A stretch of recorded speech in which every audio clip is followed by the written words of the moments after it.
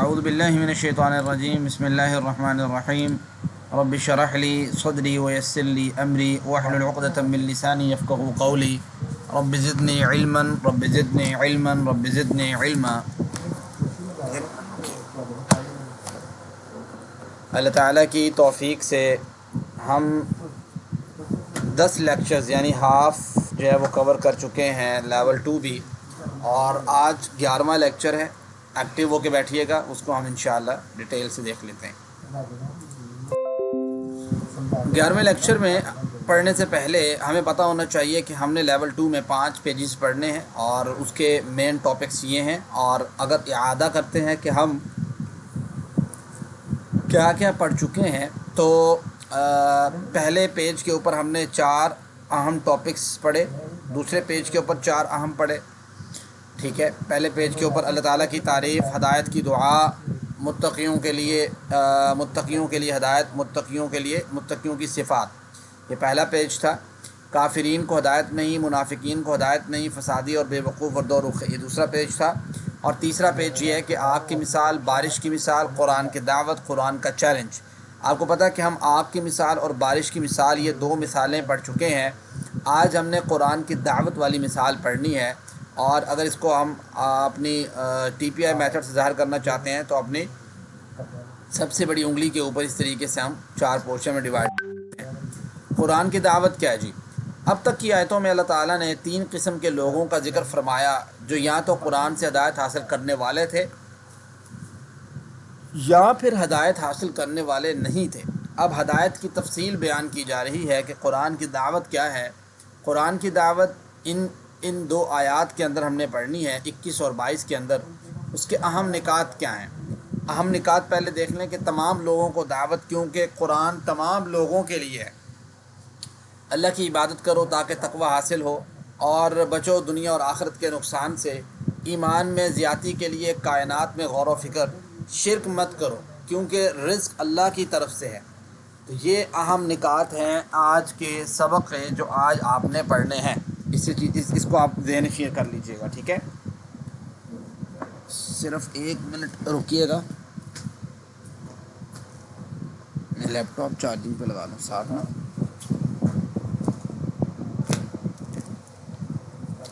اچھا،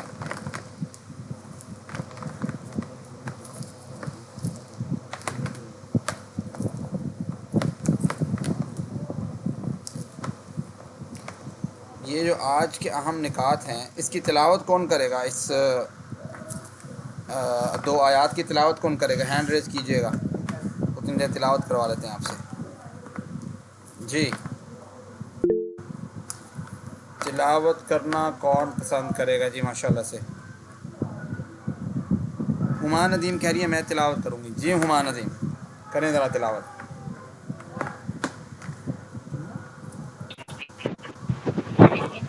سر وعلیکم السلام۔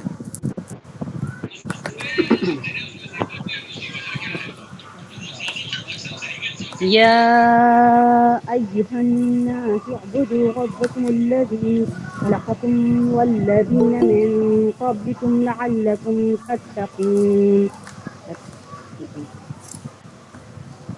تتقون الذي جعل لكم الأرض فراشا والسماء بناء وأنزل من السماء ماء فأخرج به من الثمرات رزقا لكم فلا تجعلوا لله أندادا وأنتم تعلمون۔ چلیں جی، آپ نے تلاوت سن لی ہے ماشاءاللہ سے۔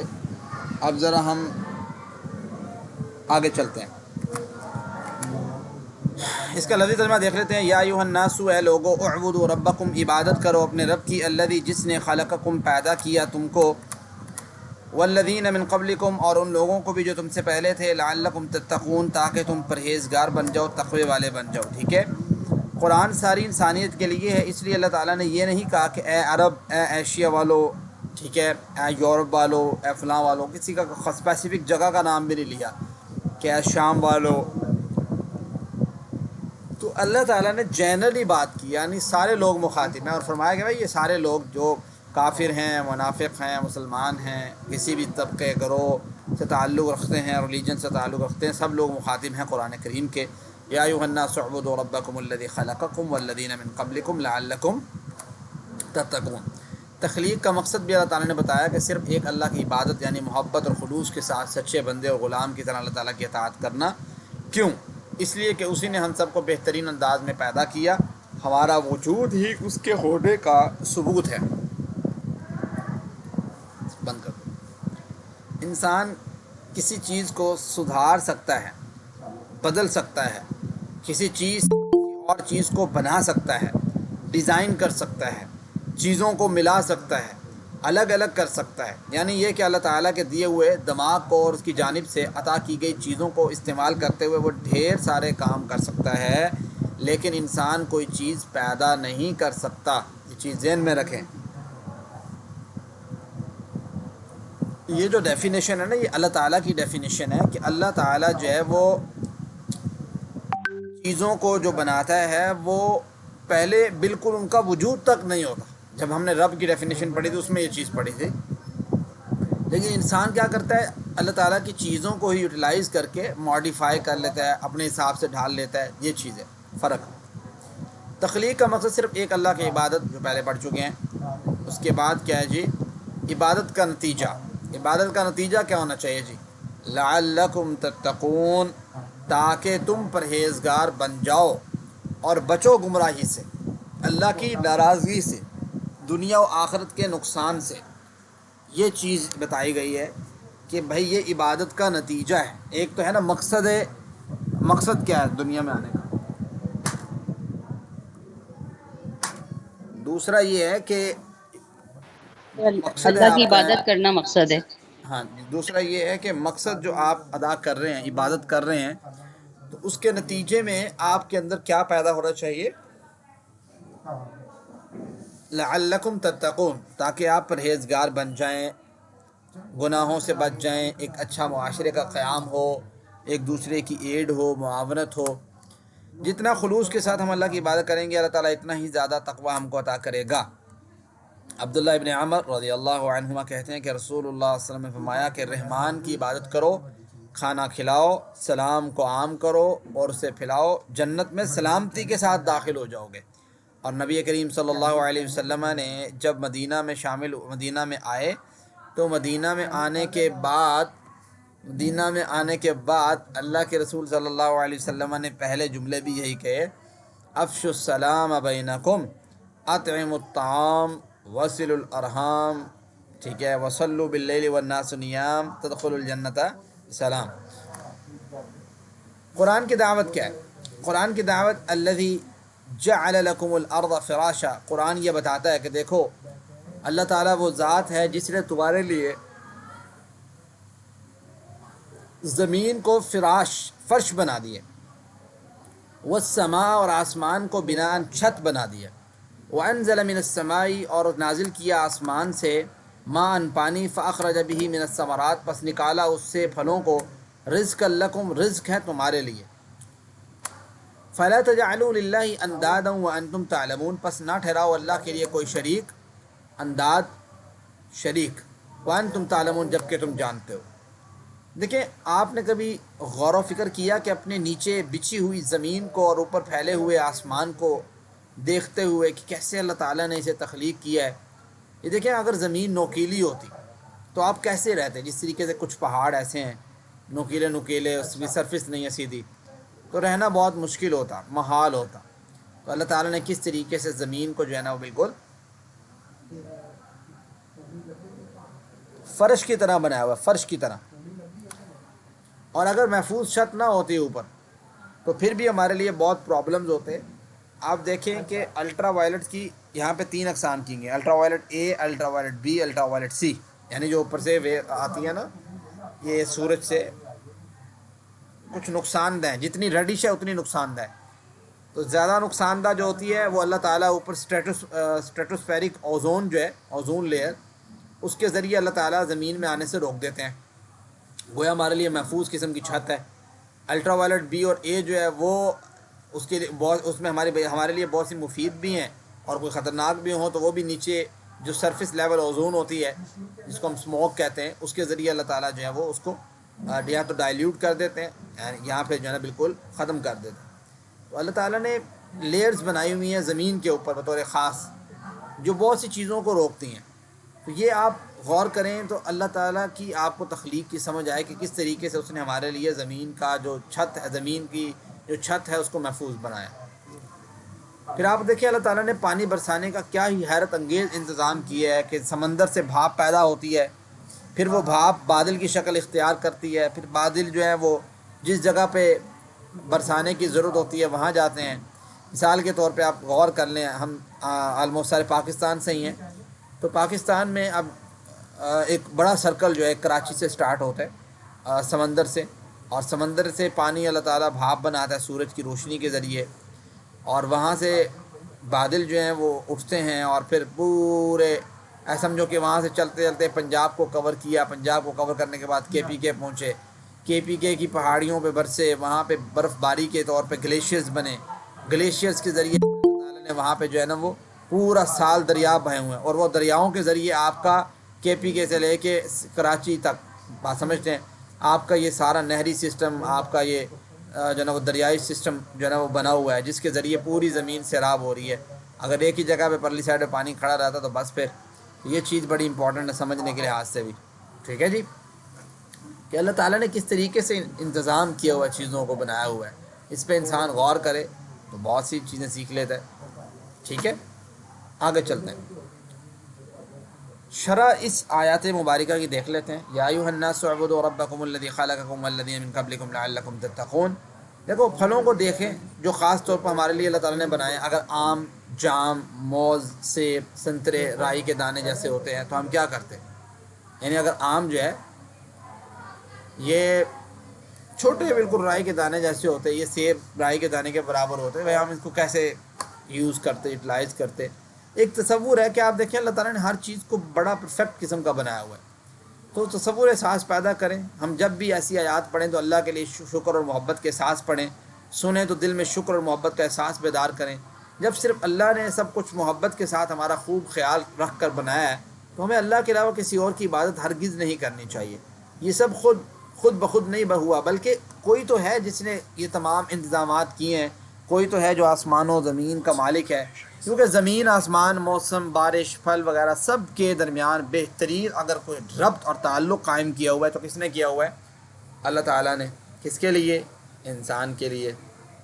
تو یہ الفاظ ہیں لفظی ترجمے کے ساتھ، اور اس کے بعد بامحاورہ ترجمہ ہے، اے لوگو تم اپنے رب کی عبادت کرو جس نے تمہیں پیدا کیا، اور ان لوگوں کو جو تم سے پہلے ہوئے تاکہ تم پرہیزگار ہو جاؤ، جس نے تمہارے لیے زمین کو فرش بنایا اور آسمان کو چھت، آسمان سے پانی اتارا پھر اس کے ذریعے پھل نکالے تمہارے لیے رزق کے طور پر، سو اللہ کے لیے کوئی شریک نہ اور تم جانتے ہو۔ یہ اس کا بامحاورہ ترجمہ ہے۔ مطالعہ غور و فکر۔ اے اللہ، دعا کریں مجھے تیرے پسندیدہ طریقے پر عبادت کرنے کی توفیق دے، ہر طرح کے شرک سے میری حفاظت فرما۔ احتساب کیجئے، پھر پلان بنائیے کہ میں کچھ وقت کائنات میں غور و فکر پر گزاروں گا، سائنس کی کتابوں کا مطالعہ کروں گا تاکہ میرے ایمان میں زیادتی ہو۔ اسماء اور افعال دیکھ لیتے ہیں جی، کمنٹ باکس میں بتائیے گا کہ ان دو آیات میں کون کون سے اسماء ہیں اور ان کی دلیل کیا آپ کے پاس کہ وہ اسم ہے۔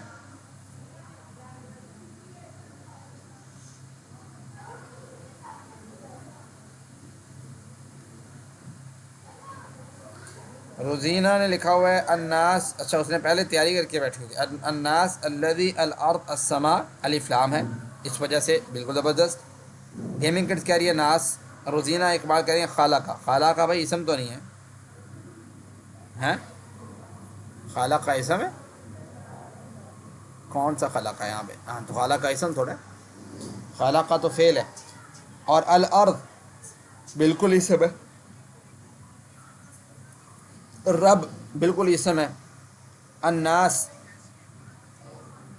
خیر دیکھ لیتے ہیں یہاں پہ کون کون سے اسم مینشن، اس کی جمع بناتے ہیں۔ سما کی جمع کیا ہے جی؟ سماوات۔ سما کی جمع کیا ہے؟ سماوات۔ اور ثمرہ، ثمرہ کی جمع کیا ہے؟ ثمرات۔ ند واحد ہے، انداد جمع ہے، ند انداد، ٹھیک ہے، شریک ٹھہرانا۔ افعال، افعال ذرا بتائیں کہ 3 حروف والے صحت مند افعال کون کون سے ہیں ان 2 آیات میں؟ صحت مند افعال۔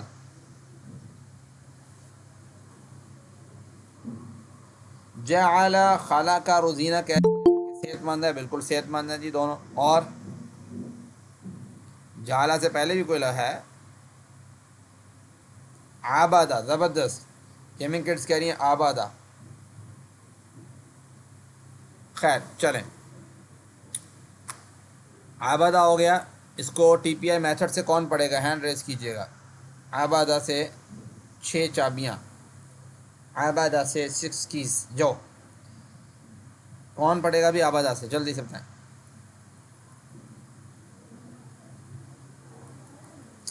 جی تو ٹرائی کرے گا؟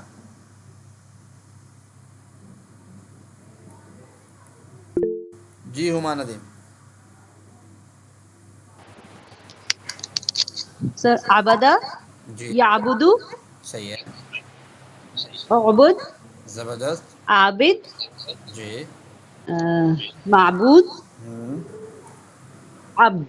زبردست، بارک اللہ۔ یہ آگے 6 ایسے آگے خالقہ سے کون کرے گا اس طریقے سے؟ جی ہینڈ ریز کیجیے گا، کون ٹرائی کرے گا خالقہ سے؟ افشان کریم ٹرائی کریں گے جی۔ خلق جی یخلق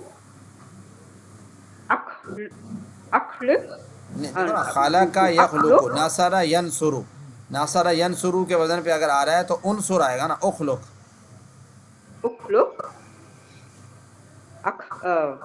خالق خالق، خالق زبردست، مخلوق جی اور خلق خلق خلق، ٹھیک ہے، زبردست ہو گیا، ناصرہ ینصرو کے وزن پہ یہ بھی۔ چلیں، جعل سے کون کرے گا؟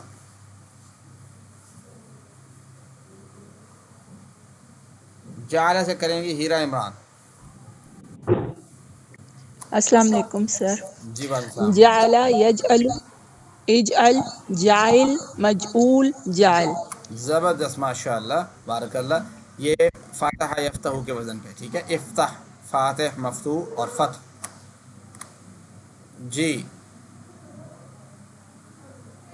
رزق، رازقہ سے کون کرے گا؟ رازقہ سے، رازقہ، سارا کے وزن پہ، خورشیدہ۔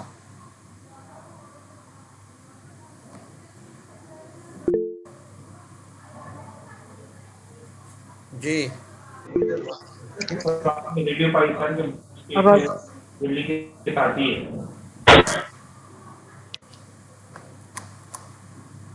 رازقہ سے جی، رازقہ یرزق، ارزق، رازق، مرزوق، رزق، ٹھیک ہے۔ آگے ہے عالمہ یعلم سے، یعلم، اعلم، عالم، معلوم، علم۔ خورشید سلمان میں نے پہلے کہا تھا، آپ نے بولی نہیں۔ چلیں آگے ہم پڑھ رہے ہیں ظلہ۔ آج کا جو ہمارا پڑھنا ہے ہم نے کمزور افعال کہنے ہیں اسے، آپ جو یہ ڈبلنگ الفاظ جو آ رہے ہیں ریپیٹڈلی، تو وہ کیا ہے؟ ظلہ 112 دفعہ قرآن کریم میں ہے۔ اللہ نے دینے کا وعدہ کیا ہے، وہب وعدہ، بلکہ کہا زیادہ دوں گا، قال زیادہ، اس لیے دعا کرو ہدایت کی، دعا ہدا، اور اچھا گمان رکھو ورنہ بھٹک جاؤ گے۔ یکساں حروف والے افعال، ٹھیک ہے، ظن، ظلہ، ظن، ظلہ، ذہن میں رکھیے گا۔ ظن آپ نے کل پڑھ لی ہے، اور ظلہ آج آپ پڑھیں گے۔ ظلہ کا مطلب ہوتا ہے وہ گمراہ ہوا، ظن کا مطلب ہوتا ہے وہ گمان کرتا۔ ظلہ، ظلو، ظللتا، آسانی کے لیے 2 حرفوں کو الگ الگ کر دیے گئے، اس لیے اب ظلاتا کی بجائے ظللتا ہو جائے گا۔ یہ پہلے بھی ہم نے پڑھا ہے ظنہ کے اندر۔ جی یہ کون دہرائے گا؟ ہینڈ ریز کیجیے گا۔ خورشیدہ سلمان، خورشید، ضل جی وہ گمراہ ہوا، ضلوا وہ سب گمراہ ہوئے، ضللتا آپ گمراہ ہوئے، ضللتو میں گمراہ ہوا، ضللتم آپ سب گمراہ ہوئے، ضللنا ہم سب گمراہ ہوئے، ضلت وہ گمراہ ہوئی۔ زبردست، ماشاء اللہ۔ جی عربی بول چال میں کون پارٹیسپیٹ کر رہا ہے؟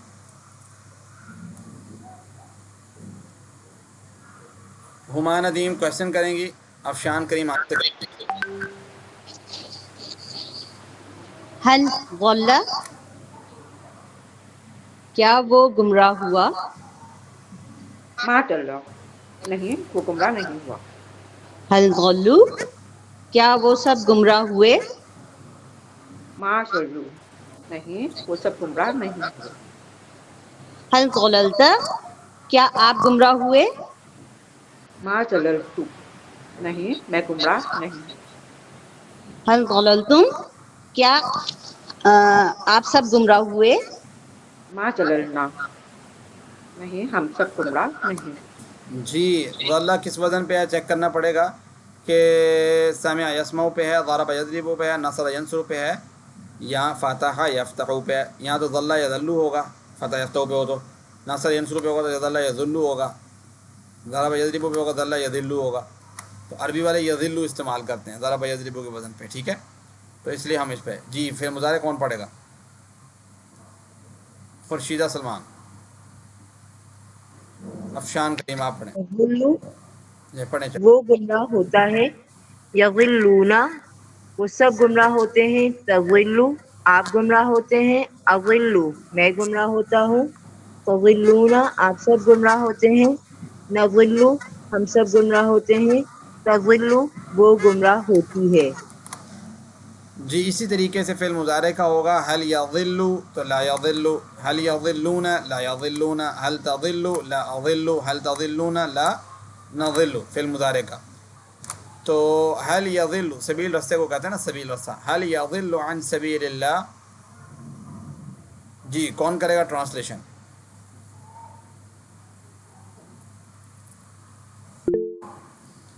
جی ہما ندیم۔